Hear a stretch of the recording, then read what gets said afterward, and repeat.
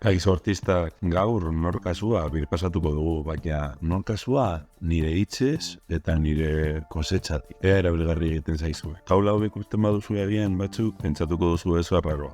Baina nik adibidez idazten dut ni eskolara joan naiz, ezaguna egiten zaizue, edo zuek lagunekin ibili zarete, hori ezaguna egiten zaizue, baietz. Batez ere da, zuek honi errepaso bat emot, baina norbaitek noizbait esan dizue lehenengo bian erabatekoak direla eta beste guztiak beste erabatekoak euskaran lehen, zu eta ik hor gauza baten gaitik. Horrela esan dagian ez, baina hau behin ikusita, hau horrela erakusten badizuet, ez duzue erlaziorik ikusten? Begiratu ni naiz, ura da, begiratu, zuek zarete, zu zara, eta agian aditza hauek noizbait entzun dituzue, eta zer gertatu zaizue. Batzutan, nahazterena, norbaitek esan dizue noizbait, lehenengo biak direla, ago, oa, ator, abil, eta gero beste guztiak direla, aude, oaz, atos,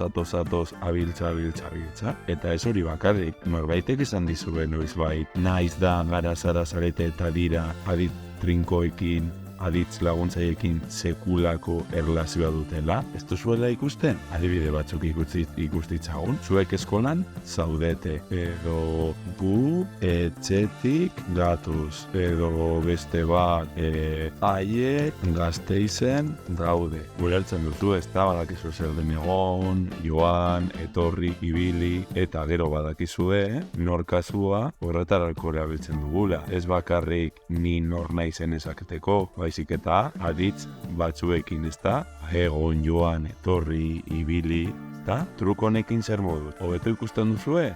Espero dut zuontzako erabilgarri egin izana. Bi irudi hauek deskribapenean utziko dizuet, ahalik eta horren ulertzeko. Gogoratu nork